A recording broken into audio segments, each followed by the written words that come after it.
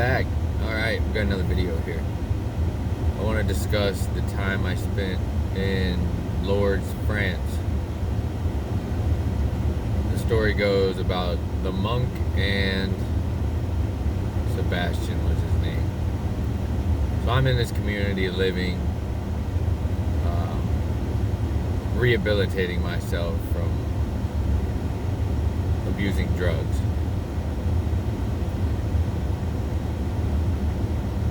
I'm in this community, been in there for 2.5 years. It's a 3-year program. Fantastic. I'll get into detail about that in a later video or another video.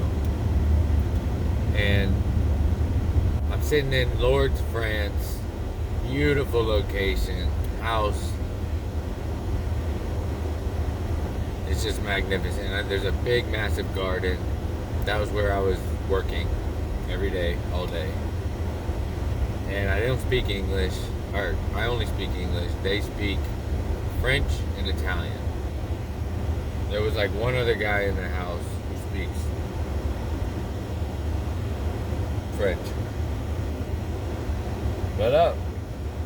So, I speak English, everybody else speaks another language.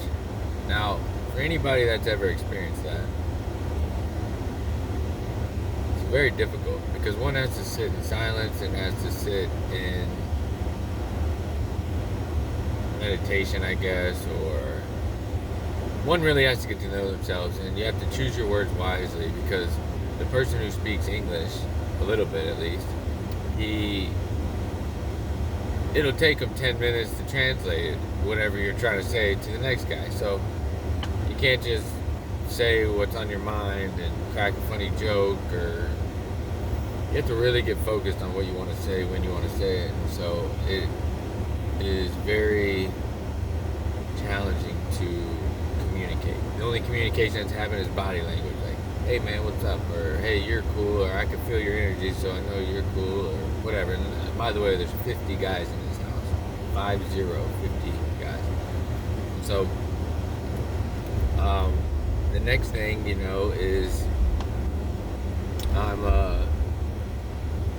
in the garden, and there's this monk. He's wearing this all white gown with the hood, got the old rope tied, and the Sacred Heart on his chest, which is a cross in the heart, with the flame. Anyway, he's having a blast. He's having a good time. He's happy. He's laughing. And I look at him and I'm like, inside of me, I wasn't very happy at that moment. Just wasn't. I mean, from my outside perspective, which directly reflects my internal, I wasn't in a state of happiness, really. I was thinking, how long am I going to be here?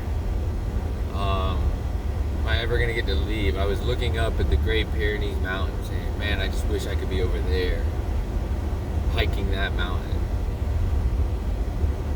But the point is that the grass is greener, right? That mentality of, oh, over there, when I get there, when I'm here, when I do that, when I'm out of it. That's not a very smart way to live, in my opinion. The goal is to be happy right now, in the moment.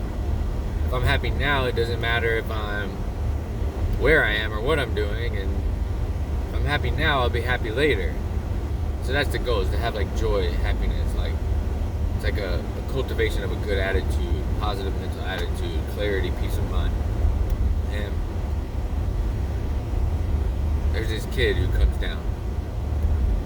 He got transferred into the garden, and he was 19 at the time. And he's not happy. He's like not having it. He's like, man, I don't want to work in this garden, blah, blah, blah. So he decides to sit down and do nothing all day. Literally sit there, just pout all day, feeling sorry for himself. And after a couple days of that, it finally, oh, by the way, what I would do for my morning is I would get down to the garden, I grab my little watering cans, and I go to the watering hole, and I fill up my bucket, my watering cans, and I go down, and there's 2 or 3 greenhouses, and I would walk down the rows just filling up my, or walk down the rows, watering all the plants. Cantaloupes, peppers, bell peppers, tomatoes, all kind of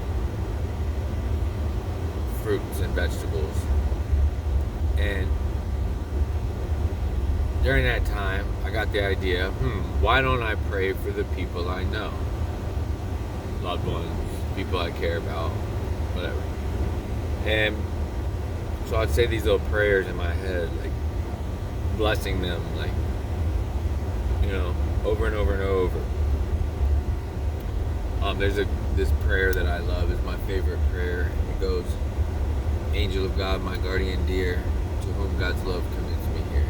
Ever this day be at my side, to light, the guard, the rule, and to guide. Amen." So I would just sub in their name, like whoever it was, and I would just repeat this over, and it'd take me about an hour and a half, 2 hours to just get through watering everything. And then I'll go out and pick potatoes or pick snap peas, green beans, pick them off, and it's like the last thing I wanted to be doing. But anyway, the point is to all of this is when I saw Sebastian was his name.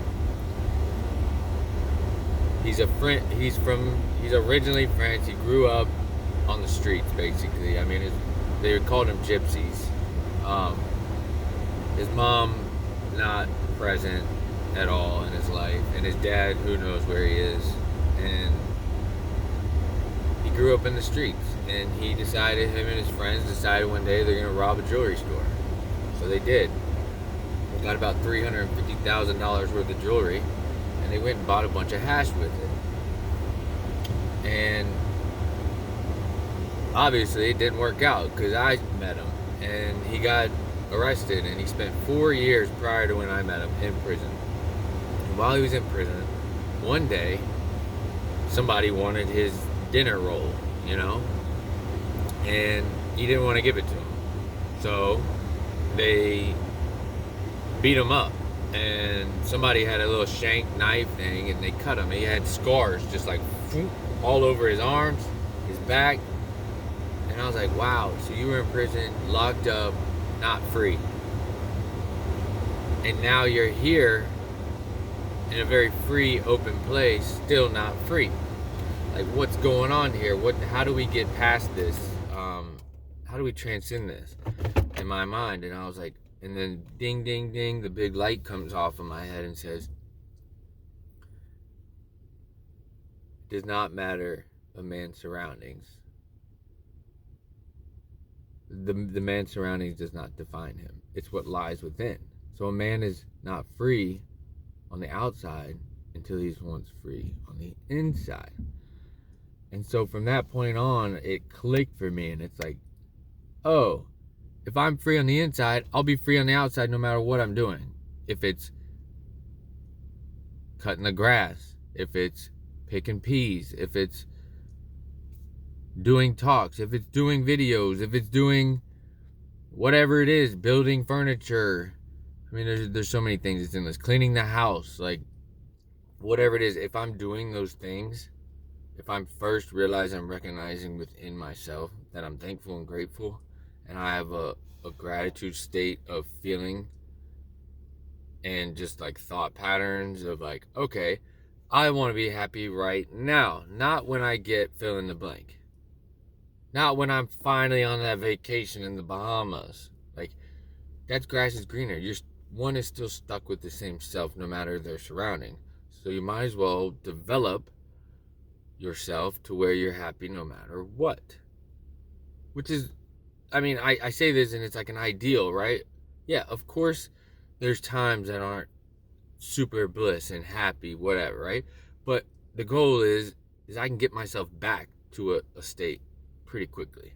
And that's what I'm here to teach and talk about, is to get myself back to, how can I get myself back to a peaceful mind, in a happy state, joyful state, uplifting, positive, however you want to define it, but a point of like level, like, all right, I'm pretty much here all the time. Okay, if I get off course a little bit, I can get myself back in within an hour, within a couple hours, or within a day. Like, it's not going to last for a long time. It just isn't anymore. It used to, but it doesn't anymore. And so that's my goal, is to help you understand and realize and recognize that you can have a joyful, good life as well. So, anyway, that's that story. Peace. See you next time.